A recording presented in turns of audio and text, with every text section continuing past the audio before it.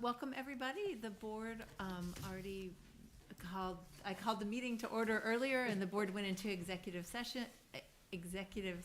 for the purposes of discussing, I actually have to work on this language, potential matter of litigation. Thank you for that. I need to get those phrases. So now we're back, and Megan, I took attendance. Do you want to take it? I don't think you need to take attendance again. I don't think we need to do it again, so we'll do the agenda. Yep, so approval of the agenda. Will you please read the recommended action? Be it resolved that upon the recommendation of the Superintendent of Schools, the Board of Education hereby approves the agenda as written. May I have a motion, please? So moved. Second? All those in favor? Aye. Any opposed? All right. So the next meeting of the Board of Education will be held on December 5th at 7 p.m. here in the middle school, high school library of the Haldane Central School District. So I just want to take a few, sorry about that. Yep. I just want to take a few moments to really thank a bunch of people. It's been a really busy couple of weeks. So one of the things, the board started its new process of how we're visiting the schools as part of our annual visitation. And so Maggie and I had the fantastic opportunity to visit the high school on Thursday and meet with several students, talk to them and Mrs. Sniffen and Dr. Benante, but really mostly with the students. And then we had a really nice tour of some of the classrooms. And I really want to thank the students and the teachers for that opportunity, as well as Mrs. Sniffen for arranging that. Last night, we had really kind of the kickoff to the board's and Dr. Benante's efforts to really hear from the community about the campus master plan and really getting feedback on how we should move forward. The meeting, I think, was really pretty well attended. We had between 25 and 28 people there, and received really valuable and thoughtful feedback and input from the community. And so I just really sincerely thank everyone who has so far participated in these conversations, and really invite others who Dr. Benante may be reaching out to, or others who may want to come to a board meeting or to contact the board another way. Like, this really is, we really are looking for this kind of feedback and really appreciate what we're hearing. And I also got to attend the Blue Ribbon ceremony last week, which was also really fun. So anyway, that's what I have to start us off with. Dr. Benante? Appreciate your presence at all of these things. Yeah, I know it's only been a week since we've met, but I feel like every day something's going on. It's been quite some time. Welcome to the community members who are in attendance this evening. Just a couple of comments from me before we welcome our student advisors. I just wanted to, again, just take a moment to congratulate Julia and her staff on the recognition of Haldane High School and receiving the Blue Ribbon recognition from the United States Department of Education. It was a great recognition last week. Yes, a little small round of applause is appropriate. And thank you to John and Peggy for attending the ceremony last week. Megan was a big help behind the scenes, I know, as well as several others. And Julia and Mrs. Martinez are off to Washington, D.C. tomorrow, if I'm not mistaken. Julia is here somewhere. You're behind the podium. First thing in the morning. So they begin their trip to D.C. and will be representing Haldane there to receive their award. Congratulations to Coach McConville and the Haldane football team. They had a big win last week for the sectional title. It was a great game. Next game is this Friday at 4 o'clock at Mahopac High School. So we're keeping it fairly local, go cross county for a regional matchup, and looking forward to being there. And thanks again, as Peggy had mentioned, to the community members who came to the forum last night to discuss the capital improvement project that's under consideration. As Peggy said, we had about 25 people or so who were in attendance, and the discussion ranged on a variety of things, thoughts and perspectives. I think we're going to talk a little bit more later in the agenda on that, so I'll hold any additional comment from me now at that time. With that, I'll turn it over to our student advisors. I think we have Josephine Foley-Hedlund here, as well as Scotia Hartford, who are going to provide an update as our junior class representatives. Hello, good evening. I'm Josephine Foley-Hedlund, and I am the president of the junior class. And I'm Scotia, and I'm the class representative. So first, we'd like to talk about the Board of Education, which Dr. Clements already touched on. But on November 9th, Ms. Valentine and Dr. Clements from the Board of Education came to tour the high school and got the opportunity to see classrooms and learning environments where our students spend the time. Both were assigned 2 members of the student council to give them their tours. The student council representatives got to advocate for themselves and their classmates in order to develop the campus master plan and show to the board the issues they see with their current learning environments. The student council members thought the tours helpful because it allowed the Board of Education to see firsthand how the school day works for students and the resources provided to them, such as 10th period and Hart. It also allowed the Board of Education to see specific needs and requests from the student body. We are grateful for the board's engagement in our school community and hope for students' voices to continue to be heard. And for PTA reflections, a big congratulations to Merrick Williams. Merrick was recognized at the state level for the PTA Merit in Film Production Award. Merrick was required to write and produce and direct a short film based on the theme Show Your Voice. Also, congratulations to Quinn Carmasiano. Quinn was recognized at the state level for the PTA Merit in Visual Arts Award. This was the first time that we've had 2 students make it to the state level and be recognized. On Wednesday, November 8th, the high school welcomed 8th grade students from Garrison and Manitou who were touring our school. Faculty and staff shared what instructional practices and extracurricular activities are offered at the school, and students volunteered to provide tours and share aspects of our school culture and climate. Later that day, Ms. Amato and Ms. Sniffen shared what Haldane has to offer to its students in a presentation to over 30 parents. The report was an engaging and informative session.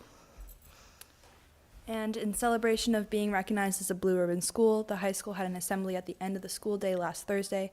Dr. Benante spoke to the students about excellence, motivation, and inspiration. Ms. Martinez shared some words about accountability and professional development. Ms. Campanile talked about community engagement. Ruby Poses spoke about learning, growth, and relationships with teachers, and Ms. Sniffen gave a speech about the collaboration and school culture. High school students were rewarded with cupcakes, and faculty members were given custom water bottles as appreciation for their hard work throughout the years. As Dr. Benante touched on already, last Friday, the football team won, as the Hounds Current described it, a thriller against Tuckahoe in order to capture the Section 1 Class D title. It was an incredible experience, and many members of the Haldane community came out, once again showing the culture of support we have here at Haldane. We'll say it again, they will be advancing to the regional game, which will be played this Friday at Mayapack High School at 4 p.m. against Burke Catholic from Section 9. Everyone should come out and support. Yesterday, Monday the 13th, winter sports began with tryouts occurring for JV and varsity basketball, as well as practice for track and field. This year, Haldane is also offering merger teams with other schools for varsity swimming and varsity ice hockey. We're excited for the winter season to get underway. And lastly, we would like to touch on our upcoming play. The Haldane Drama Club is deep in preparation for the performance of Our Town. The sets are almost finished, and the production photos were taken last weekend. Both casts are excited to perform in open dress rehearsals for high school students to watch. The first cast will perform on December 8th, and the second will perform on December 9th. Both shows will begin at 7 p.m. Thank you. Thanks. Thank you. Yeah, I do actually have first of all, that was fantastic. Because it really was so good. And it sounded like you all had a chance to actually talk to the students that Maggie and I met with, because you actually, one of the things that was really nice is we went from classroom to classroom, but between, I don't think Maggie had the opportunity. I think Maggie's visit was pretty fast, but mine was more slow, and I had the chance to ask Matt and Amelia some questions, and I can see that reflected, and it was great. I look forward to the other visits. And then I have a second question, sorry. Well, I guess the other wasn't a question. When the students come from Garrison and Manitou, do they talk to other students, or are they mostly listening to adults speak? So at least in my experience, when they came into classrooms that I was in, the teacher that was teaching brought the students in and asked them if they had any questions, and asked if they had questions for the class, and we kind of gave a summary of why we were taking that class and some things that we were learning. So I think they were able to talk to students in that way as they were doing their tour. I think it depends on how the teacher approached them being toured, but generally they were able to. And I know that I just happened to catch the group at two different points when they were moving around campus. They had student facilitated tours of the campus, which provided another opportunity for them to ask questions in a less formal setting. And then all of our students ate together as well. So they had lunch with upperclassmen, and that was another opportunity for them to connect with students who are currently attending Haldane. And Mrs. Sniffen, am I missing anything? I think you touched on all of it. Okay. We do a panel Right, at the end, that's right. so we try to get a representation of different students that went to Manitou, students that went to Garrison, maybe students that transferred in, and then students who have been at Haldane all the way through, so they kind of gain a different perspective based upon students. But I mean, I would think the student perspective would be a really important one. yeah, we don't lead the tours; it's Right. all student run. Thank you. Thank you so much. Yeah. Yeah, it was great. All right, so we have we actually have 3 special presentations, so now we're going into the second one. Yes, we have some students that we'd like to recognize. So I would ask Mrs. Sniffen and Ms. Stein also to come up to the podium to lead our recognition of students who are here this evening. So to begin this evening, Ms. Stein is going to talk about her students who are heading on to states. So,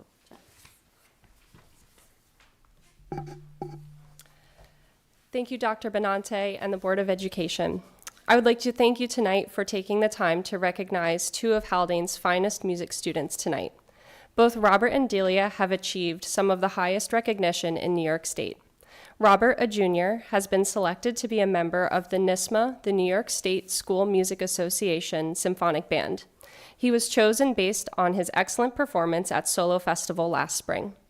Delia, a freshman, is a winner of the NYSSMA Young Composers Competition for her piece for solo piano called The Lighthouse.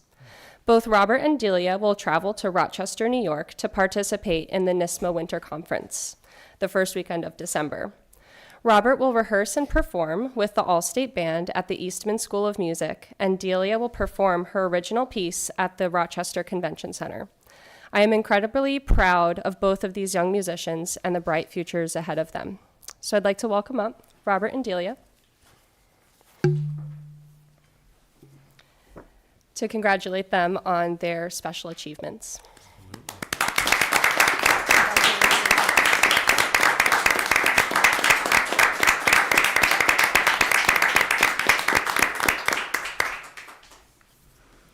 I have the distinct pleasure of recognizing 2 students in the visual arts through the New York State PTA Reflections program. So this year we have 2 students who have made it to the States. Merrick Williams, who is not here this evening right now, which I'm not surprised because he also is the backup running back on the football team and he's a lead in the play.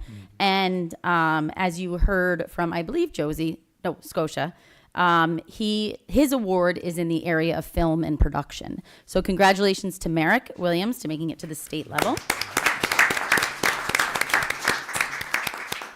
And our second recipient is here this evening. Quinn Carmesino is going to the New York State PTA Reflections for their work in visual arts. I must say Quinn is quite talented. If you have not seen Quinn's artwork in Haldane, you may have seen it down at the Garrison Art Center or in many other different locations. Quinn works in multiple mediums and is really talented in each one that they take on. So congratulations, Quinn, and we have a certificate for you.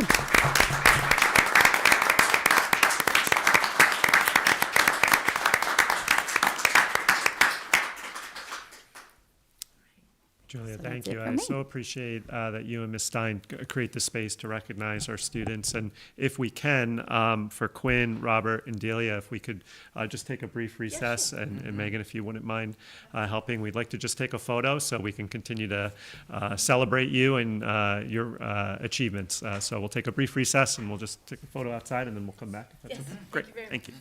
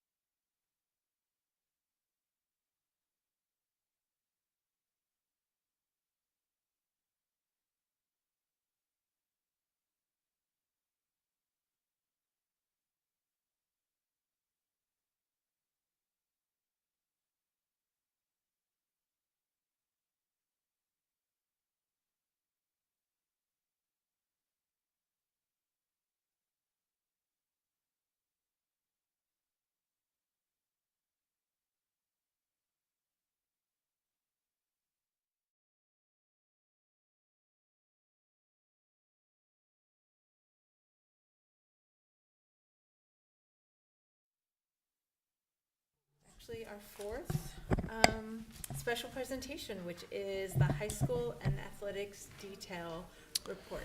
Right, and just as we're going to have Mr. Cunningham start and Okay. Mrs. Sniffen go second, and I'll get out of the way as Tom gets set up here.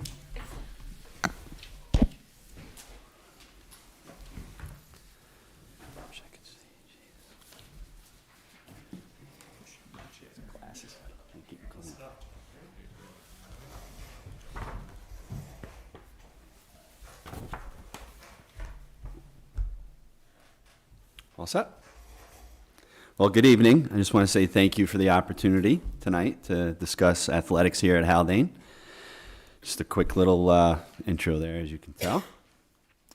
All right, first off, what you see here are just the numbers by sport. As you know, what's one of our main, in the size school that we are, kids have a lot of things that they do, and we're fortunate that they have time to participate in athletics. As you can see, our numbers across the board this fall, we had 316 high school students participate. We have 316 high school students, 161 participate with a 51 percentage. That's excellent, as you know. One of the things that we're seeing, some sports are seeing a little bit more of a spike right now, like boys soccer saw a very big spike this year.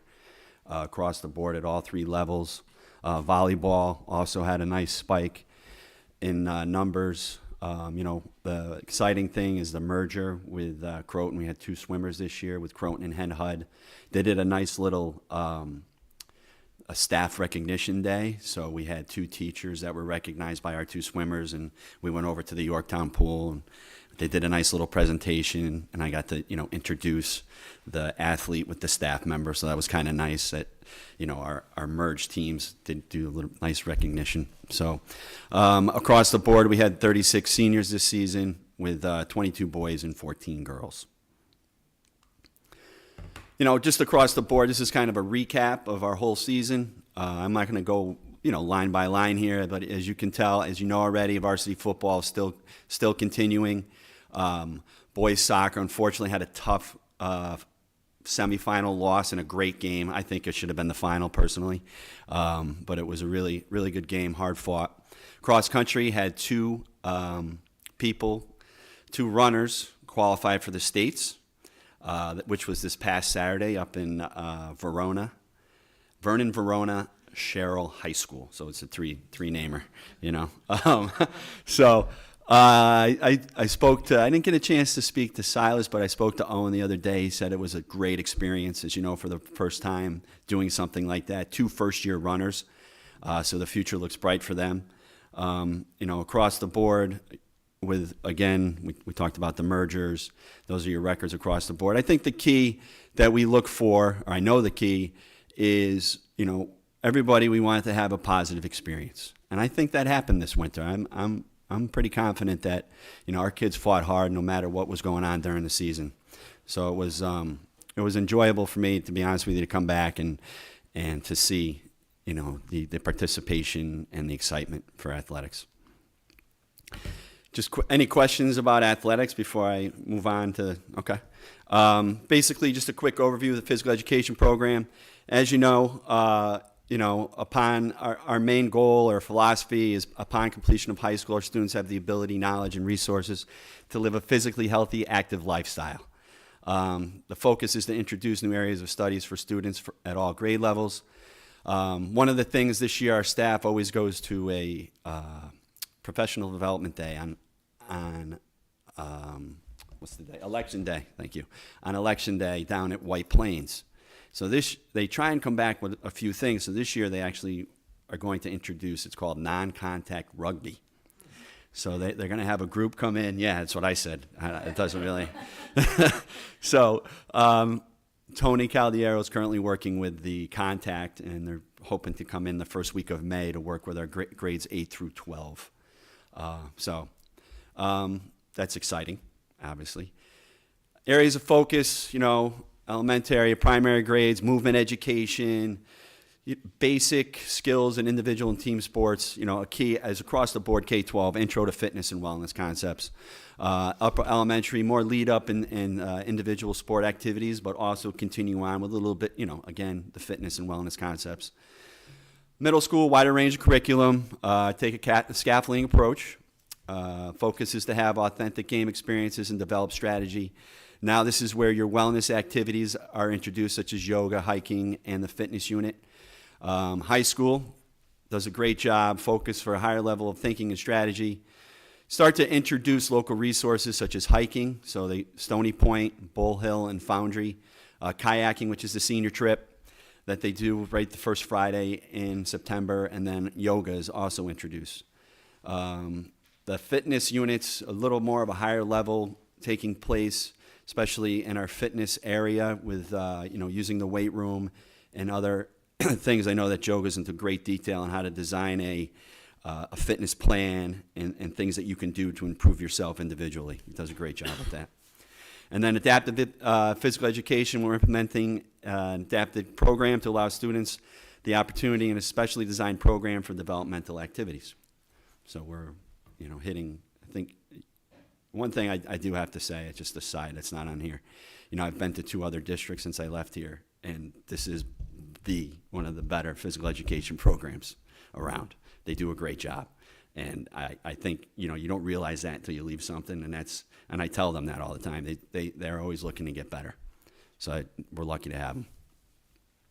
Something, Section 1 this year, it's called Inside Out Leadership Training. So what takes place is, this is a program that was set up by an individual called Joe Ehrman, who was a football player for the Baltimore Colts back in the 70s. And he came out with a book. It was called Inside Out Coaching.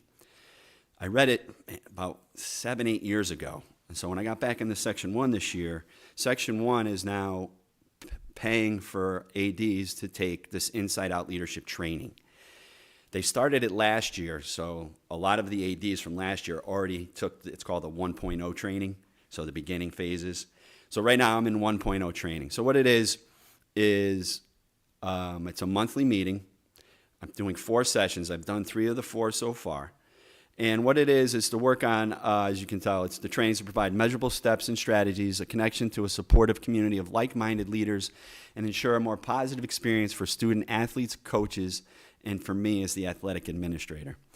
So the key is it's called purpose-based athletics. So one of the first things that you do is, we get together in a Zoom meeting, and it's the entire United States.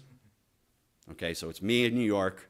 We go into breakout rooms, and I'm meeting with an AD from New Mexico, all right, California. So you're getting all different perspectives. I had a big one is Minnesota or Wisconsin. So I've really had these breakout rooms have been great for me because you listen to other things that take place in other states. So it's in that aspect it's been great. What we've done is as I go through these 4 sessions, the big thing that you look for as a leader is a purpose statement. As a leader myself, so as an athletic administrator, the key is for me as the athletic administrator to go through this training and to implement with our coaching staff and possibly administration and athletes and all that. So it's really, for me, it's been a great learning experience because it's kind of, professionally developed myself into seeing things a little bit different. I've been an athletic director now for 14 years, and it's just, the example questions I have up there is we had to sit down in a breakout room and answer, why do I lead? Why do I lead the way I do? How does it feel to be led by me? So things that you don't really think about, and it's been great to hear others and then provide. I don't really know how it is to be led by me. I gotta be honest with you. I came up with answers. How do I define the success? And then the big thing for me is, a lot of times as administrators, we feel like our day-to-day, is it more managing or are we leading? So that's a real tough one to answer. And that's kind of what, sometimes you just feel like you're managing more than you're leading. So you've got to really try and figure out what you can do better as a leader, to keep, obviously you need to manage, but what can you do to be a better leader and manage at the same time. So it's been, for me, it's been a great experience. One of the key things that they talk about, and I brought it up in my winter coaches meeting, is, what is your purpose and what is your goal, right? So your goal as a coach, is, okay, you coach to win games, obviously. You don't do it. But what's your purpose? Your purpose shouldn't be winning, right? What's your purpose? Shouldn't be winning. Your goal, okay, that's out there. You work to win, but that should not be your purpose. So that's kind of your base to this program. Is they call it transactional versus transformational coaches. So when you think of transactional, you think of when I went to high school, most of my coaches were transactional. It was very unusual to have a transformational coach, someone, who, when you think of transactional, it's that yeller, screamer, that type of coach. Whereas your transformational coach looks at more of you as, okay, what can I do to improve you beyond athletics? How am I going to make you a better person? So I'm throwing a lot at you here, but these are kind of the things I've already, that have taken place in 3 sessions. I'm looking forward to the 4th one. And then I have to go through and complete a course to get, they call it your 1.0 certificate. And then I qualify for 2.0, and then you continue on with the training. So it's been really, for me, professional growth has been, I've really enjoyed it. I've looked forward to it, because you've really got to put 2 hours aside during the heat of the day to just, hey, I'm going to do this. So it's been great. And, these are all the things that have just been taking place that we've done this year. My assistant, Angela, does a great job with the graphics. Every morning she's up on the monitor. There's things that, that she posts. Obviously, we had Evan Jaginta last week sign his national letter of intent to play at Division I High Point University boys lacrosse, which is a great accomplishment. If you walk down the hallway in the high school, done a great job kind of making that senior hallway. I know the kids really love looking at it. Started adding pictures, team pictures. We're going to do winter and spring. Programs for the homecoming. The Booster Club, just so you know, senior posters, that was a big booster. They help us out with that quite a bit to get those posters done. And continue on, just one of the big things, as you know, at Mayor's Park this year, we had a challenge with the parking. So what we did is we designed a Google map of Mayor's Park and to show people where they needed to go and where to park. And I believe it was very successful because I didn't really hear much from the village and the people in the village, which is great. It took a lot of organization on our end, and the chaperones were fabulous with this. So it was, us providing that information to schools was very helpful. Bringing back varsity letter jackets, a big order just went out for 30 jackets. As you know, we had the Hall of Fame event in September. I thought that was a great brunch, lunch thing that we did. On the bottom part, we have coaches meeting, and basically I had the coaches meeting on Wednesday, November 8th, just went through the whole winter season, things that are expected. And I did throw in a little bit of the inside-out training. I did ask, what is your purpose as a coach? What do you want your players to leave with? I kind of threw that in there for them to think about. So, as you can see, it's been a busy fall, and we're looking forward to the remainder of the year. I think that's it for me. Any questions? I have a question. So actually, back when you presented about physical education, and I don't know, I wanted to make sure I understood this. So when students are in the intermediate grades, so like maybe 4th and 5th, right? Not every child comes from an athletic family or watches sports, but it sounded to me like part of what you're doing in physical education in maybe 4th and 5th grade is actually beginning to introduce some of the basic. Did I understand this correctly? You're introducing some of the foundational skills for a child to play soccer or to do that. That's actually really great. That's actually, because you can imagine that lots of kids would really want to do that, but not every child has had the opportunity to develop those skills. And it's nice to really, the idea of introducing children, even if they never take it up, like this is kind of the beginning of what it looks like to play football or soccer or baseball or softball. Yeah, So and that's being anyway, done. that's You neat. picked the right grade levels. That's Yeah. exactly what happens, yeah. That's great. Thanks. I learned something new. Sorry about the inside out leadership training. So you've been doing this training now. Will that trickle down to all of your coaches? Is that Yes, sort of that's the plan. the plan? It was funny because last week's meeting was, okay, how are you going to implement this with your coaches? So we go to the breakout room, and I said, wow, I wasn't expecting that because I'm looking at implementing next year because I don't feel like I'm ready to implement now. You know, I'm still in the learning phases. So, but so that's the point of 2.0 now is, okay, how are we going to implement this with your coaching staff and with the athletes? So that's the progression I'm looking at. So I'm looking at our first coaches meeting in the fall, basically starting up right from there. I just want to commend on the attention to the physical education program in this. I don't think we've heard that before. Yeah, I appreciate it. That's great. So, And I wanted to add, just because I don't know if you'll be here by the end, I might add this in reflection, so it'll be something personal, is that one of those sections, adaptive physical education, is something that my son has benefited from tremendously, and that Coach C has done a great job of meeting him right where he is. And like you talk about the difference between transactional and transformational, like really spending time with him on those core skills that you're talking about, things that he can do at home. But as he's growing, he understands, you know, his body doesn't work the way others work, and he likes to kick, but then sometimes he doesn't want to be seen kicking because he knows he can't. And Coach C has done a wonderful job of meeting him where he is, and it's just the kind of adaptive PE situation that we can only hope for and expect. So I really appreciate that. No, he's done a great job. Yeah.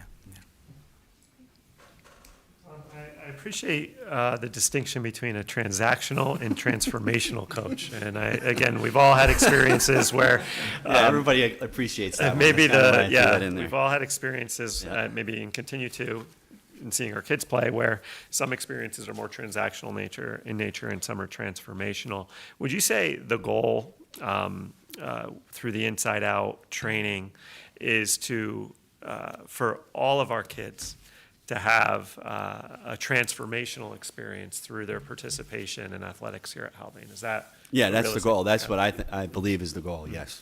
And what, if you could just speak to it for a minute, what are some of the things that you think from your perspective, because you've worked with a lot of coaches over the years, and I'd imagine some of whom you really feel have a transformational impact. What are the things that are occurring in those programs or through those experiences that make that a transformational experience for kids? Well, when you think back, part of the training is you have to sit down and figure out your own story, right? So when you sit down and you look at your own story, you throw in, who was a transactional, who was a transformational. So when I think of a transformational coach, you know, who's a person that you use as an example. I'm going to go personal here. It's my father. He was an administrator, coach for 35 years. The one thing that I always learned, he never talked about wins and losses, but impact on players and athletes and students. I think that still to this day, people talk about the influence he had on them. That's what I see as a coach is it somebody that, you go to, when you leave here and you come back and you say, wow, coach, you did it. It's unbelievable what you taught me about life. Mm-hmm. It doesn't have to do with the sport or anything. You taught me that I need to do A, B, and C and how to get there. I think that's part of, those team meetings and working on leadership. It's hard for coaches to put in there because there's so much else that goes on. But I think if you can trickle it in, and I think part of my job is to work with our coaches, is how can we do this not only as a coaching staff, but how can we involve our athletes? So it's a culture. That's the goal of Inside Out training. And it just one last thing, we appreciate sectional titles and at times state titles and seeing teams go on great runs and or teams just having a great season. And there's that community aspect that comes and the camaraderie that comes with, a team having success that's great for kids and great for parents too who are involved in surrounding that. But is it fair to say, and feel free to challenge or push back on me, that athletics, if we're thinking about it through a transformational experience, is really a means of character development for kids? Absolutely. Yeah, that's a good way. I mean, that's a perfect way to put it. All right. Thank you Thanks, very Tom. much. Thank you. Appreciate it.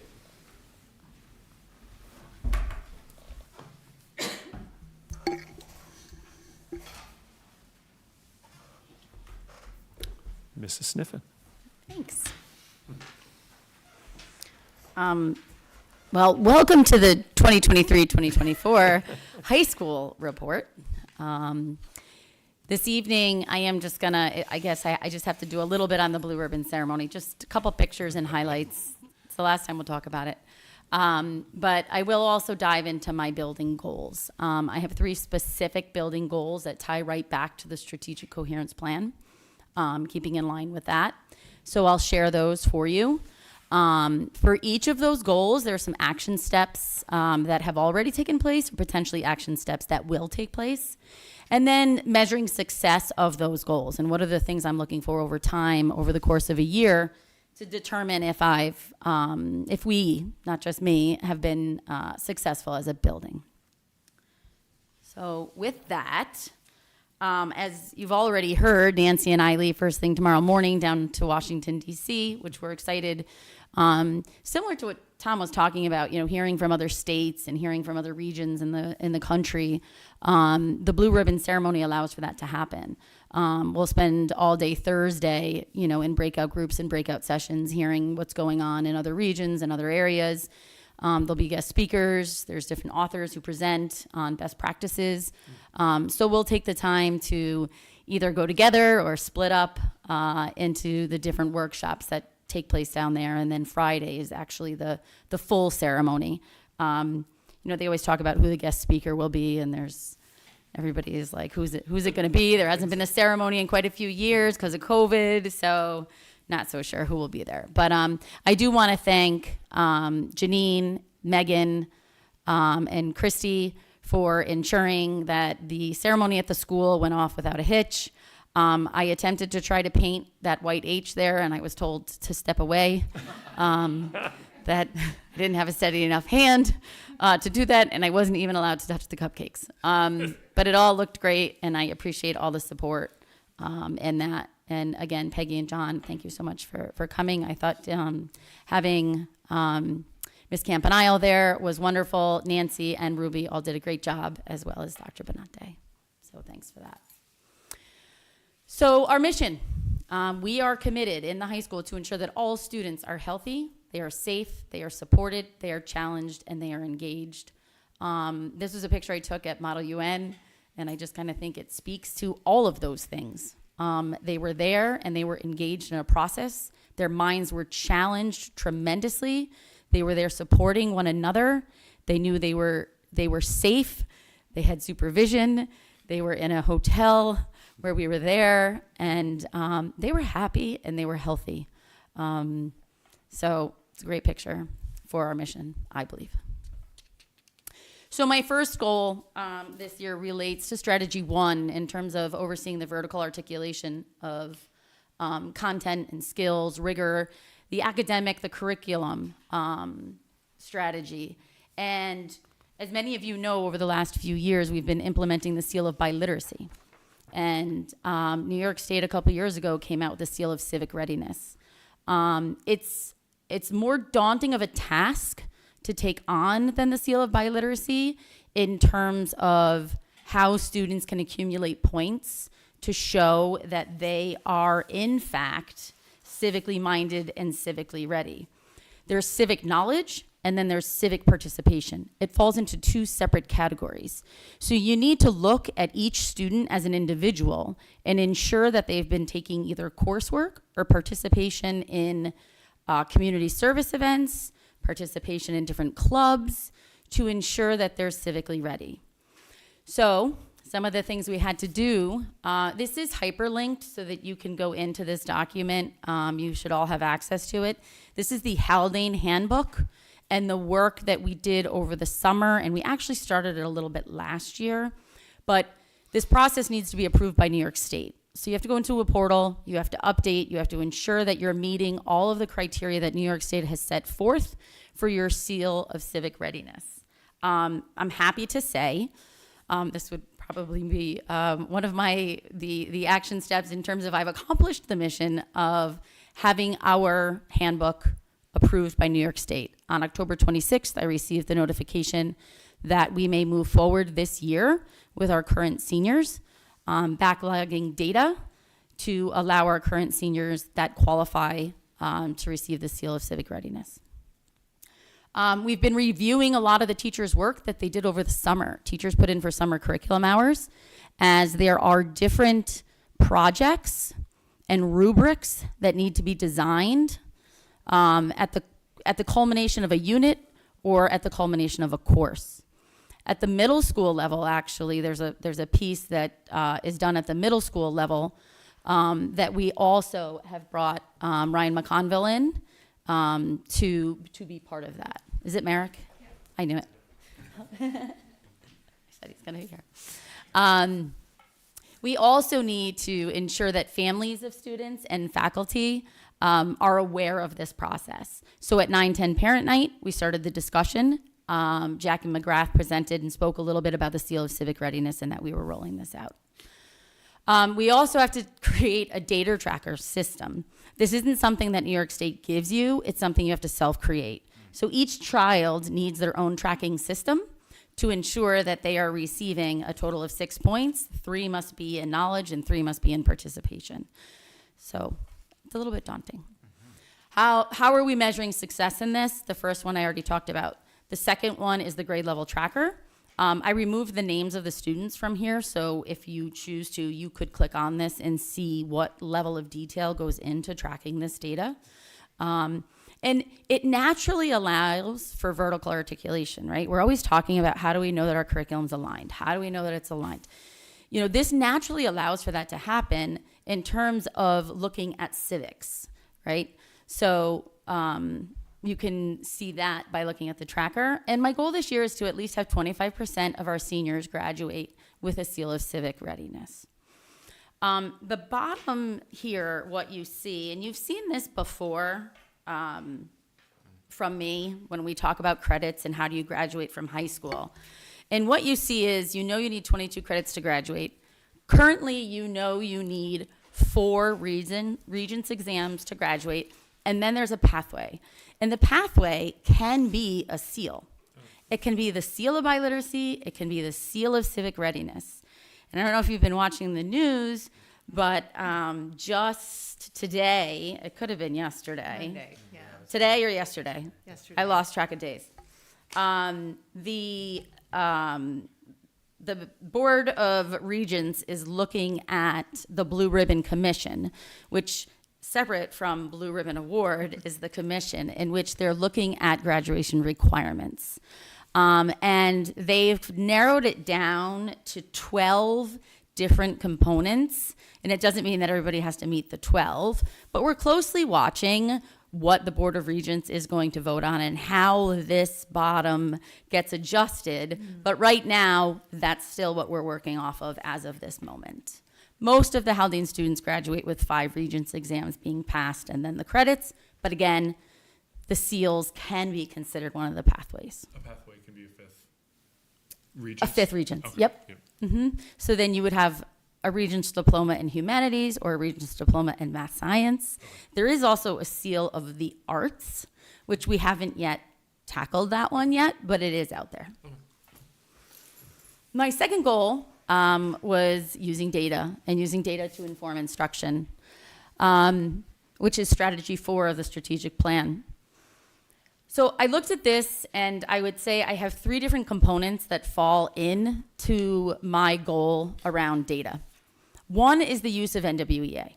On March 13th of 2020, we had scheduled that NWEA was going to come in and was going to train all of our teachers in diving into the data a little bit more of a detailed level. And March 13th of 2020 was the superintendent's conference day that we said NWEA is not coming because we're going to have a 2-week pause and you're all going to teach from home. So needless to say, at superintendent's conference day, this election day just a couple of weeks ago, we brought NWEA back in and we ran a secondary training for all secondary teachers. Our math and English teachers have had quite a bit of training in using the data and understanding it, but our science and our social studies teacher have never even logged into it.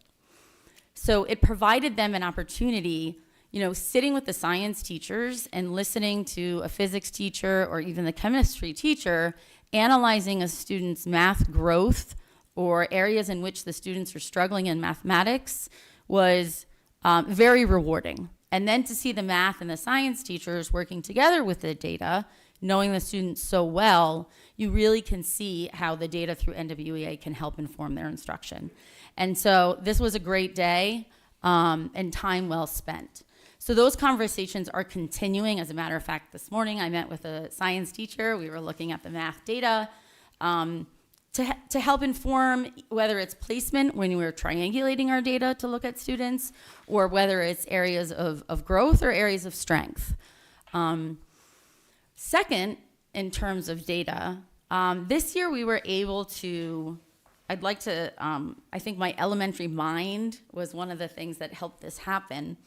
But during 6th period, we're offering 3 algebra classes this year, which we've never had our algebra classes occur at the same time. We have 1 algebra class that's considered integrated algebra, which really is pre-algebra and pre-geometry together, going over some fundamental skills that maybe there's some gaps in.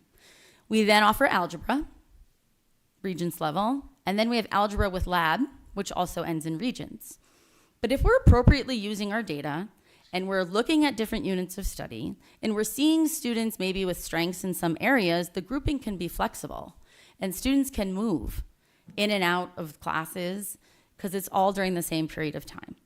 So our hope is to continue to do that, continue to look at the flexible grouping and see how we can move students into the appropriate placements depending on units, not just an entire course. And the last goal in data has to do with us looking at when you're a high-performing school based on data and you receive a Blue Ribbon Award, you want to look and find the areas where you can continue to grow, because there's always areas to grow. So last year, I was looking at data around free and reduced lunch, and I was trying to see if our students who qualified for free and reduced lunch, if there were any large gaps in their performance on standardized testing. And we really didn't see any major gaps in that area. So I then started to look at our students who are either former English language learners, current English language learners, or students who come from bilingual households. And that data was significant. Our students in those populations were underperforming our all students by at least 10 to 20 percentage points, which is significant. So with that, at the end of last year, I was looking with Barbara Jennings on what kind of professional development could we offer to the high school that maybe could close this achievement gap that we were seeing. And the Adjournment Center, which is a federally funded program throughout the U.S. In addition, I believe they receive a tremendous amount of funding through New York State as well, are located throughout New York State and offer free professional development for teachers in this area. So a few weeks ago, we had our first training session. And the first training session was Module 1. I already talked about the top 2. I should have transitioned. But the first module was really talking about who are your English language learners.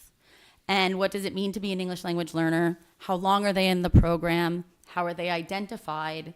How do we measure progress? How do we measure growth? And how do they exit from an English language learning program? And then how do you track them over time? So that was just the first one. Our next few modules will change, and we'll start to dive into how do you educate and what are some strategies in the classroom that you can use to help your ELL, ENL, or bilingual students in the classroom. So the next session is on second language acquisition and comprehension input. Then we have differentiation based on levels. And then we have translanguaging, which is welcoming and capitalizing on home language or students whose English is their second language. So module 1 was in person. The next 3 modules are all via Zoom. I hope to be able to look at some longitudinal data over time to see that achievement gap close. One of the things Regina and I were talking about is they're very strong in the UDL model, which is, presenting information, presenting content using multiple modalities and in multiple ways, and allowing students to show what they know in multiple modalities and in multiple ways. So I think we're really excited to continue that work together. And if you recall, one of the areas that we were looking at when we were looking at our special ed audit was in looking at our ENL and ELL population of students. Social emotional learning. So the next goal is focusing on the social emotional learning of our students. Our action steps, I do believe our phone policy ties into this. Some people may like to disagree on that, but as we read last year Stolen Focus as a staff, we were clear when we left that book read that we believe it is having an impact on their emotional ability to regulate, and we implemented the new phone policy based on that. And I think we're seeing success. We've been collaborating with the new leadership over at the Hub, which has been great. Rebecca Pearsall has been wonderful in supporting that. The JCK Foundation came in and met with our 9th and 10th grade parents. They then met with our students. And they really take the time to allow students to understand that talking about your own mental health is safe and that there are people to support you in your environment and where you are at. So they then did breakout sessions in small groups and English classes. Our hope is to bring that to the 11th and 12th grade, but we're not there yet. And then this January, we'll be rolling out the mental health first aid training for all our 9th and 10th graders, which this will not be the first time we've done that. We did it 2 years ago. So if we do it every 2 years, we should hit every child. So our current juniors and seniors have already had it. So some of our measures of success, again, to look at longitudinal data from Panorama, which we have been giving every year. We will get everybody trained in 9th and 10th grade, and my hope is also still to bring this to 11th and 12th grade, the JCK Foundation work. And that is what the high school is working on. I have to take that line from Tom, in addition to the management of day-to-day building stuff and other things that happen. Those are our goals. Two quick things. One, you're the first one to go from a building, so really liked the structure of tying the goals to the comprehensive plan. Like, fantastic. That was great. Remind me, Panorama survey.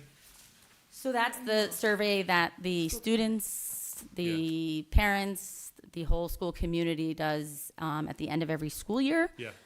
That will provide us data on how our students are engaged. Okay. A lot of data points Okay.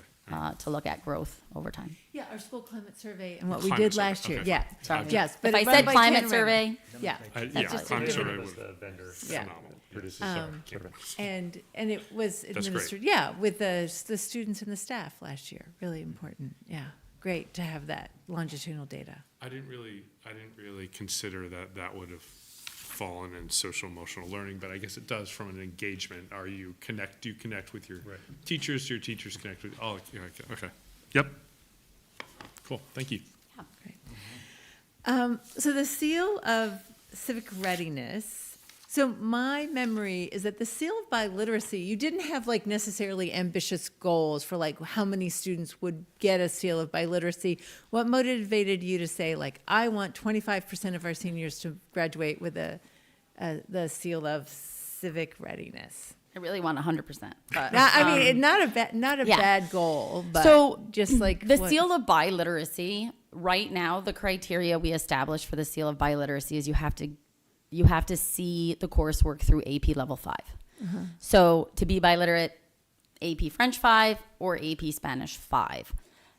You have to reach an 85 on the checkpoints, where with the social studies, in order to graduate from high school, you have to take the 4 years of social studies, and the baseline for the seal of civic readiness is the 4 years of social studies. So I think it's much more of an accessible seal to a larger population. We tend to not see as many students see our world language all the way through level 5s. And sometimes not to their fault. Sometimes it's just scheduling conflicts that they have to make choices because we have so many singletons that they can't continue in the language because there's only one section of it. So we do lose students for that, which with social studies, they won't graduate if they don't have the 4. So. Great, thanks. I'm mindful that you have an early morning tomorrow, Julia. And grateful to Let's you. sleep. Grateful to you for, like John said, this is the first of what will be Yeah. 3, and I really appreciate the connection. And you're presenting how you are drawing upon data. We talk a lot about data here as the board, and it's great to see how you're making those connections for us. So thank you. Thank you. Actually, that was really interesting that subject matter teachers hadn't, outside of English and math, hadn't had that or even logged in, I think is what you said. Yeah. Like, that's really interesting, and that Yeah. hopefully that's really rich and robust in terms of that conversation and that mutual support on, oh, okay, like now I understand. Now we can. There's some work- correlation yeah. between Yeah. some of this, and now there's a little bit of a deeper understanding, in different areas. Yeah. When you talk about social studies and you talk about reading, like NWEA, we're using it as a reading measure. Right. And so if you're seeing students struggle in nonfiction reading and you're in the U.S. history class, you can dive a little deeper into what areas of nonfiction reading are they struggling with. Right. And it can be tremendously helpful. Yeah, it's great. Really informative. Yeah, great. Thank you very Thank much. you very much. Thank you. Thanks to both of you. A shout out to our book read this year, The Emotional Lives of Teenagers. Remind me, what was the book you all read last year to decide? Stolen Focus. That's a Stolen great book. Focus. That's a great book. Okay. That sounds like Stephen King. The Emotional Life of Teenagers. Barren wasteland. Yeah, I was gonna say you live it. And with the book read, we have the author, Lisa Darmore, right? She will be hosting a virtual event for our community. We've arranged January 6th. We've arranged that through the PTA. I think the school foundation is providing some support to offset the cost in collaboration with them. So she'll be available to present to our community and answer questions and share great. her knowledge. And thanks, Julia, again for as a supplement to your presentation this evening, organizing the structure for the school visit last week. And I hope, interested now that we've gone through a full process with some board members visiting the building, hearing the building principal's presentation, and just considering that's a relatively new process. And while every board member can't visit the building, just given the timing when that occurs,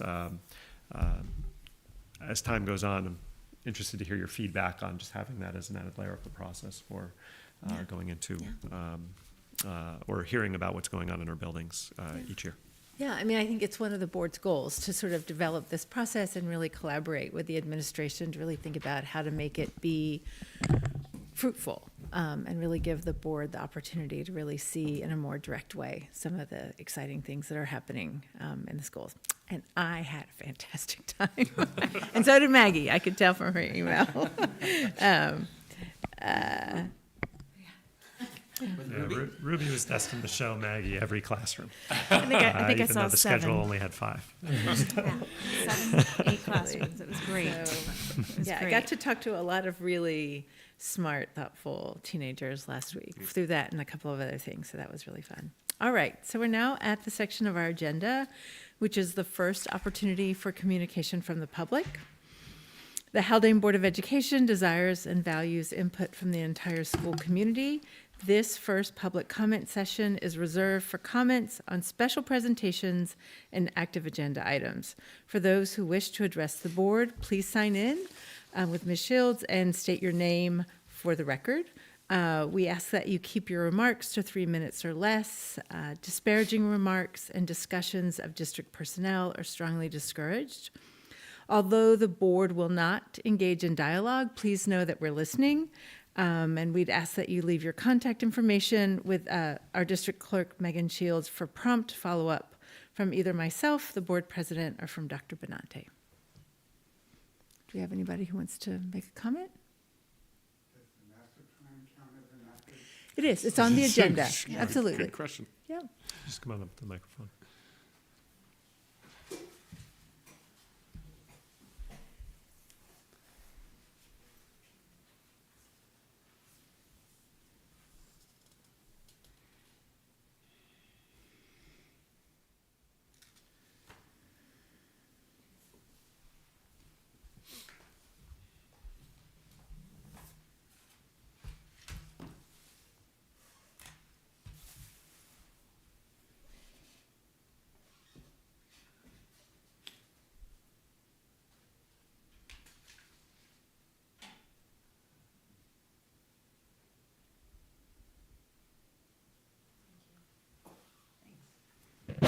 If you would use the microphone, please, so we can capture what you're saying. Name is Alan Spiegel. I've got a junior in Haldane and another kid who's graduated. And commenting based on what I've heard from the meeting last night, I understand that there's a proposal to spend millions of dollars on a new HVAC system, and I want to strongly encourage the board to invest in a non-fossil fuel system. I think it would be a very bad idea to lock the district into 20 or 30 years of fossil fuel use at this point. I think it would almost be criminal in my mind. So there's a lot of alternatives available these days, various heat pumps. My preference would be a ground source heat pump if you could do that. But I think it's really important not to lock ourselves into a fossil fuel-based system. And that includes natural gas. Natural gas is fossil fuels. We do not need any more carbon emissions. It's just not justified. The second thing is I'd like to also encourage the board to invest in electric buses at the earliest possible juncture. There's no need to wait and have our students continue to breathe toxic fumes from diesel buses and gasoline-powered buses any longer. I understand that there's some comment made last night about, well, I don't know if the transmission system will be able to support buses, but from my understanding as an engineer, buses that can charge at night would actually help balance the electric load. And I really don't think a couple of extra buses is going to bring down the electric system in the state. So really, we need to make sure that our consultants are looking at our best interest in terms of students' health and climate, and not falling on tropes and misinformation by the fossil fuel industry. Thank you so much for taking the time to come and speak to us. We really appreciate it. Thank you very Thanks.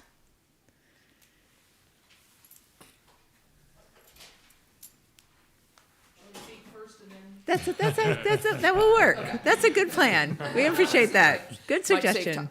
time. My name is Heidi Wendell, and I live in Nelsonville, and I don't have a school-age child, but I do work with the kids as a volunteer with the Habitat Revival Club that does gardening behind the school. So I'm also here to speak in support of including moving off fossil fuels as part of the new HVAC system for the school, and also implementing some electric buses, and I feel that that's really important, as in fact on behalf of lots of people in this area who feel very, very strongly. Some of us moved here really because of nature and the beautiful environment of this area, but also I'm just speaking on behalf of the kids, because I hear the kids talking all the time. There's about 30 some kids in the club, and I just hear their constant concerns about climate change and how frightened they are about their future, and how just doing anything that they feel is helping, feeling like they're part of the solution, feeling like they have some control, is so helpful to them. I mean, that's how the Habitat Revival Club got started, because they're looking at invasive plants and they see, oh, we can take them out and we can put in native plants. We can actually do this in our little community, and we can feel like we're part of the solution. And I really think that moving off fossil fuels would do that same thing for kids in this school, to make them feel like we have a bright future. We're not going to be oppressed by climate change. We can do something. We can make a difference. So thank you for listening to me. Thank you very Thank much. you very much. We really appreciate it. And while you're writing, thank you for your participation in the Habitat Revival. My son has been, I think, dabbling and participating, and I know he really likes it. So thank you very much. All right, so thank you again for the comment. So the next section on our agenda includes the administrator information reports.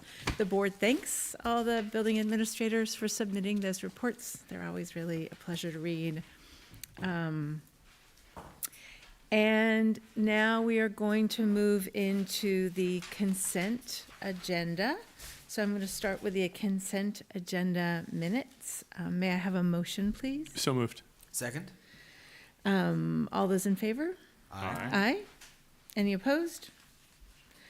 We next have committee minutes. So we have minutes from the Technology Committee, which met recently. And now moving into consent agenda financial. May I have a motion, please? So moved. Second? Is there anything you want to say about this item? Nope. Okay. All those in favor? Aye. Aye. Any opposed? Consent agenda personnel. May I have a motion, please? So moved. Second? Anything you'd like to say here? All those in favor? Aye. Aye. Any opposed? And now, actually, we're going to move into unfinished business, including, importantly, a discussion of the campus master plan. Some things to say here. I That's bet okay? you do. I bet you do. First, just again, thanks to Peggy and Maggie for attending last night's community forum, and thank you, Heidi, for offering your comment today. I appreciate it. I know we had the opportunity to meet last week and talk about electric buses as well, so it's been good to see you over the course of the last couple of weeks. I'll just start by sharing some of what I heard, and then maybe we can talk about next steps separately. So I think the most significant feedback that was offered centered on the replacement of our HVAC system as an opportunity, and thinking of that as an opportunity to offset our carbon footprint, very much in the spirit of what Heidi shared in her public comments, as well as Alan. Some community members are concerned about the cost, and that came up as well. I think we've been hearing that all along. Yet no one at last night's audience identified the scope of the project as excessive. So just to take away, I think we did collect information, and some of these are hopefully still coming in, where we asked any attendee to identify which elements of the project that we were presenting in our overview as most significant for continued consideration and least significant. So we only had a few of the attendees fill out those forms and leave them with us, but as we collect those, Megan and I will maybe scan them all into a folder because we're going to continue to meet with groups of individuals. We'll ask them to complete a brief questionnaire, and then the board could have that information available to it as it continues to consider Project One. And then it seemed that several individuals had a desire to learn more about use cases, whether that be justification for why we want to move classrooms out of the Mabel Merritt building and into the high school, or explaining the program use for a STEAM lab in the main building or in the high school building. We had, just as an example, maybe a parent of an elementary student or a student who hasn't even come into Haldane yet, a child who hasn't even come into Haldane yet, who just doesn't have a connection to the high school and to the other areas of our campus where obviously that are central in the scope of Project One. Some things I heard. Yeah, I think the only thing I might say, I agree completely with everything. And it feels right. Like, I had kind of expected people would come in and sort of draw attention to particular pieces of it. And so it feels right. There was no concern about the scope. There was a huge amount of concern about the cost. And so I think as we really think about how to move forward, I think one thing that's true, I think the work that's been done, the building survey, the campus master plan, there are a number of critical issues that need to be addressed. And I think that's a reality that we and the community need to address. So yes, I agree that there was no one piece where people didn't get it, but again, this concern about the cost. And without a doubt, I mean, the first 5 questions were all around the issue of making sure that whatever changes we make aren't contributing to the district's, aren't expanding aren't expanding the district's carbon footprint, or are devoted to reducing it. I mean, it was really, really clear how important that was to the community. And I said that in my opening remarks. I really, truly appreciated that we had that opportunity and that we heard so clearly what that message was. We did have one individual who commented on, was surprised to learn that there aren't plans for consideration for lights for the existing field, which is interesting because that didn't bubble up in sitting on the campus master plan throughout the process that we've been engaged in. It didn't bubble up as one of the priorities, but remind me for the second athletic field where the softball field is, there's a proposal to turf that and to make it a multi-use field. Will there be lights considered for that? So light, and in the representations that are included in the plan, there is a cost estimate associated with lights. And Tom Ritzenthaler and Melissa were there last night and shared what are the potential issues, what is the review process that we would have to engage in if we wanted to put lights on the field. There's a process. You can't just decide you're going to put them up. And a lot of that has to do with environmental considerations, notably the light potentially interfering with homes that are in that area. And noise. And then the noise that would come with having events late at night. So whether it be the main field, I'll say, and then the proposed second field, lights can continue to be considered for either of those. I don't think either setting presents any fewer obstacles, if you will, when it comes to that review. But they are not included on the main field in the plan, but that doesn't mean that they can't be in the future or at some point. They are included in the estimates for the second field that is proposed. But they could be considered for both, none, one or the other. I have a very clear memory of that conversation coming up in the course of the campus master planning process with our larger committees, and that CSRH basically said, just based on the overview, that it was, in a way, the degree to which we would cause disturbance to our neighbors, which are right on either side of the field, would be way too much. In speaking with some former board members, who were involved at that period of time, they indicated that that was the matter in terms of consideration, the prospect of this becoming then disruptive and what was otherwise a significant success for the community, not wanting to, when the field project was initially proposed and approved, not wanting to push the envelope, if you will, with including lights due to the obvious concerns that some of the residents would have. I mean, honestly, given the kind of response, I was just going to speak personally, when I was on the Nelsonville Zoning Board of Appeals, right, the amount of concern related to like raising a single Tower. cell phone tower was really, it was really marked. And I'm not saying that lights aren't important, but I'm not sure that's, I think it's a potentially fraught road for the board to And we go do down. have them now. We do bring them in now. On We bring occasion. in, we bring in the portable Mhm. units, That's right. which are, they work for the events that we're having. There's obvious issues with that when But you're it's- thinking yeah, about an environmental it's a impact because they're short running term, on yeah. diesel and the quality of the air. If you're just having served some cotton candy this year, I remember that. wasn't the best experience, the air quality in that area, as anybody who's come through an evening event at the school. I also think the quality of lights are very different now, and something at some point we should probably discuss when it comes to light spillage. Just being on a lot of different athletic fields over time, the quality of the product that is there addresses some of the issues that may have been an issue for us in the past. And look, there's a lot of people in the community who would love to see lights on the field, and it would improve our access to that space. And we don't have a lot of space for athletics, for practices, for athletics events. We could obviously put parameters around that.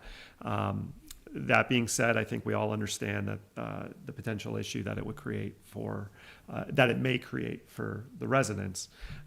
If and when the board, wants to consider that, there's a review process, and that's the purpose of the review process, is to determine the extent to what that disruption actually could be. Well, and I think in your response last night was, we need to hear from the people if there's a demand for it, if there's. I did at some point You did? indicate, I don't know if Yeah. it was on the Yeah. lights issue, but Sheila, we need to hear folks need to the come demand to for the mic lights and need to, on the field. share those things. And, Right. and I don't say that, it might have come out as a little bit of frustration, but we've talked about this before, that, that's the purpose of public comment at board meetings. There's other forums that have been offered. I know the board is very attentive to any communication that it receives from the community, and those mechanisms are in place to hear things like that. Great. Just on the HVAC, Yep. because I think there's some follow-up there. So just for clarity, that the HVAC proposal is to replace several elements related to the system, but to move from steam to a hot water boiler conversion. So that's what's included in the plan. And obviously there's other options that are available to us. I've already reached out to CS Arch to see if that they could provide an overview on what those options would be. Obviously what the costs associated with what those options should be. I anticipate that, as Peggy noted, there was a significant sentiment last night. I think it's something we'll continue to hear.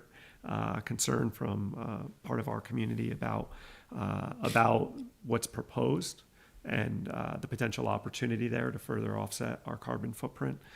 So it's my goal just to make sure I'm reflecting back to the board what opportunities there are in replacing the HVAC system, and at what cost, and then how does that influence the overall cost of the project, which is something that we're going to have to consider. Just for my own knowledge, and I apologize, I don't know this. So the current HVAC piece is shifting. Like in our house, we have hot water radiators, and we were shifting from steam radiators to hot water radiators. Yes. Okay. Currently, the source of the power or fuel or like heat generation Oil. is not changing. Currently, no. Okay. So I think, am I correct in saying that an interest in moving to reducing the overall carbon footprint of the school. It's fantastic. The current project doesn't actually talk about how power is being generated. It's just how the power is being used. Correct. Okay.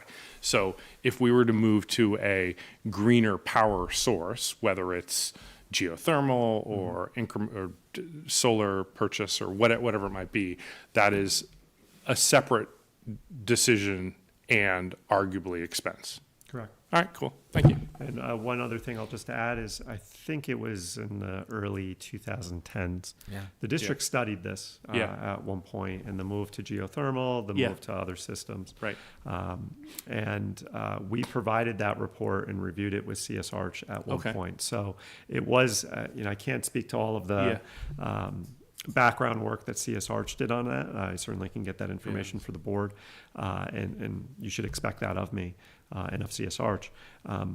But that report and that investigation was a point of reflection for CS Arch in making this recommendation. Yep.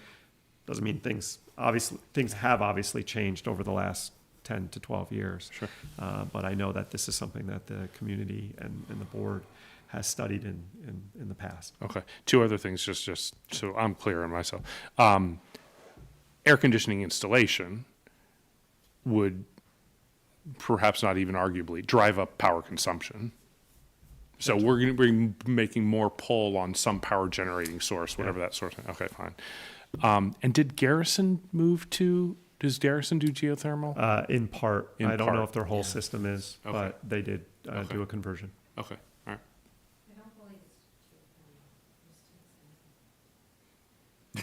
From the audience? We'll do public comment later and throw that in there.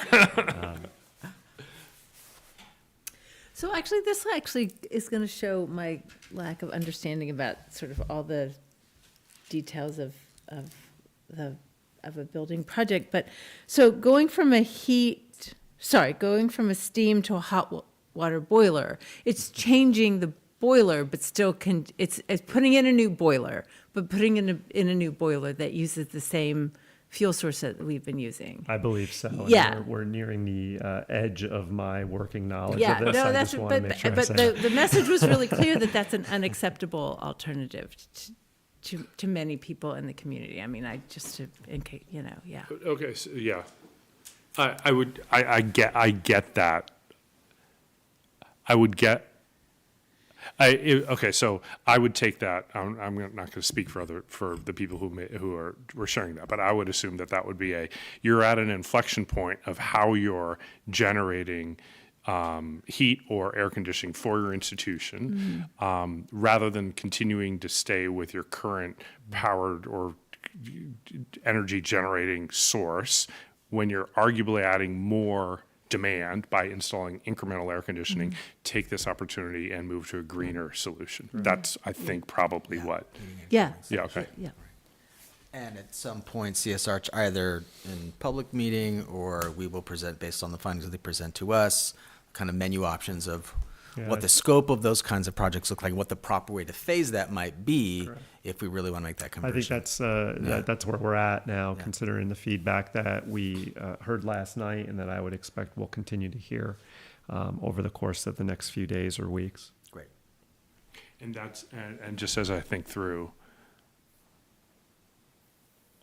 that's probably if we're using the two places where we use fossil fuels are buses and cars, lawnmowers, and heating, cooling, right? Because electric we're pulling off the grid and we're pulling off solar. So we could do community supported solar or something like that, but those are the places where you can strip that out and thus, okay. All right.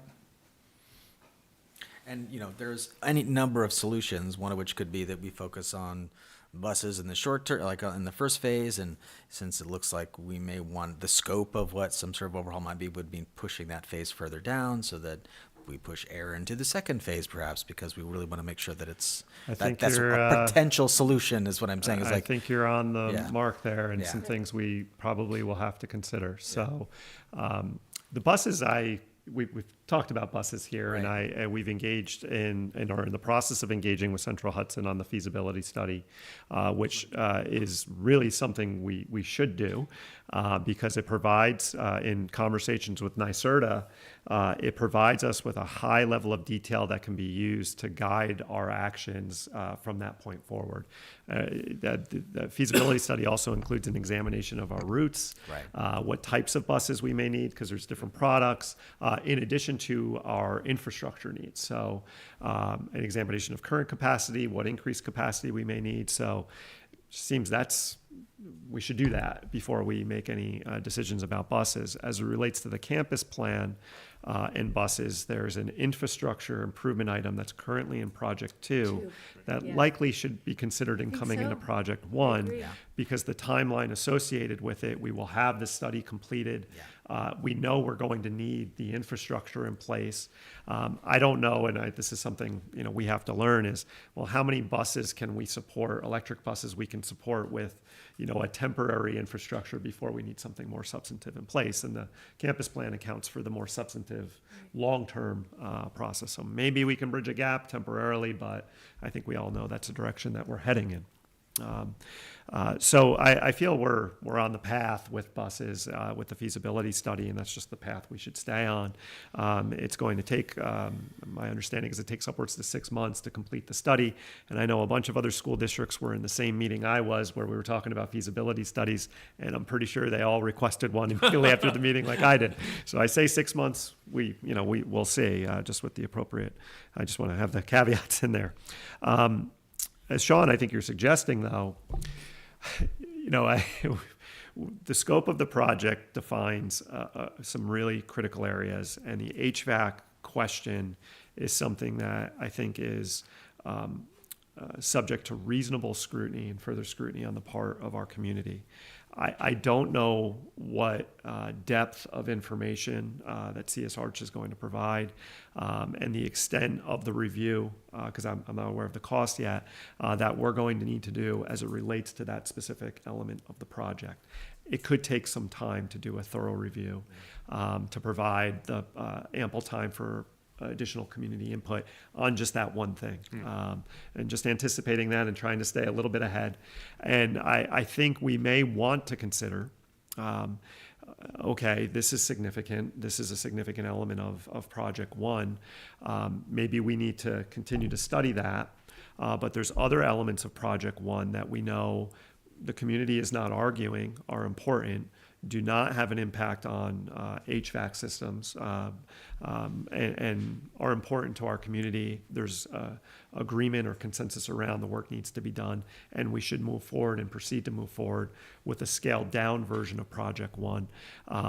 And perhaps that also addresses the immediate concern related to the total cost of the scope of the project. I don't want to speak to what you're saying, but I think what you're suggesting there, edging in that direction. Yes. I think that's something we should. That I know I'm considering in the background and just trying to keep things moving forward with what we know needs to be done on the campus. So as a next step, I'll just one other piece of feedback. We had talked internally. We had talked here. It's not internal. It's very public about looking to define the scope in December at some point. Someone had offered feedback last night saying, it's really not the best time, talking about between the holidays. I'd encourage you to consider pushing that off until January. I think that's reasonable. That wouldn't throw off. Obviously, we're at a natural point just to investigate the HVAC piece, but even with other elements, maybe waiting till after the holidays and looking at the second meeting in January as a defining the scope is perhaps appropriate. I'm going to continue to engage small groups in discussions about the projects. I have a number of names of individuals to reach out to and to begin to sit down and just go over the project and get their feedback on. CS Arch has been charged with providing detail related to the HVAC upgrades and other options that may be available to us. And then willing to host separate meetings with interested community groups. I was in communication with Climate Smart Phillipstown leadership today to talk about that. So I would expect that to occur in the weeks to come. Great. Thank you. Great.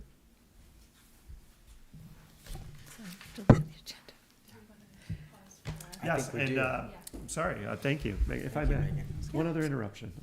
It's not an interruption. Well, off agenda thing. Merrick is here. Oh, great, excellent. So, Rewind to earlier in the agenda. yes, Merrick, we've been anxiously awaiting your arrival. We know you're very busy with football and with the play, and I'm just going to turn it over to Mrs. Sniffen. Mrs. Sniffen for a minute. I knew he would be here. I just didn't did. know You exactly qualified. when Merrick. Flying in here at any moment. Because he's so. got so much going on. Yes. So I just want to congratulate Merrick. Merrick is recognized at the state level for the PTA Merit in Film Production Award. Merrick was required to write, produce, and direct a short film based on the theme, Show Your Voice. So with that, we'd just like to recognize Merrick for being one of 2 students heading on to states.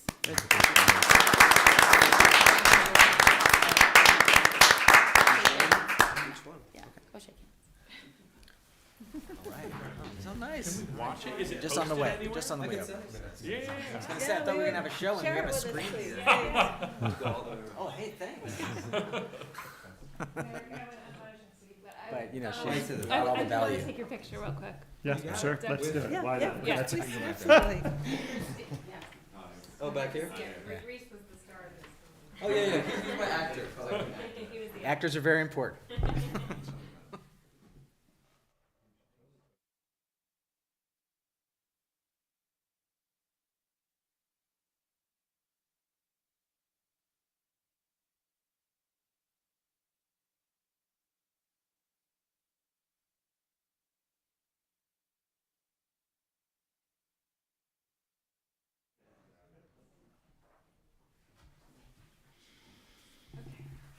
Right, so moving into new business. Thank you. Oh, give a chance, folks. Thanks. Moving into new business, we have the CSE, CPSE recommendations. We have the recommended action, please. Be it resolved that upon the recommendation of the Superintendent of Schools, the Board of Education hereby approves the recommendations of the Committees on Special Education and Preschool Special Education as presented. May I have a motion? Second? All those in favor? Aye. Any opposed? A discussion item, moving into budget season. So we have the draft, budget calendar draft. That was Similar on in the agenda. format as previous years, but it's here for your review and then adoption at our next meeting. Yep, thank you very much. Okay, so last new agenda item. So December 5th is the date that the board is going to meet in executive session to begin the first part of Dr. Benante's mid-year evaluation. So please come to the meeting on the 5th.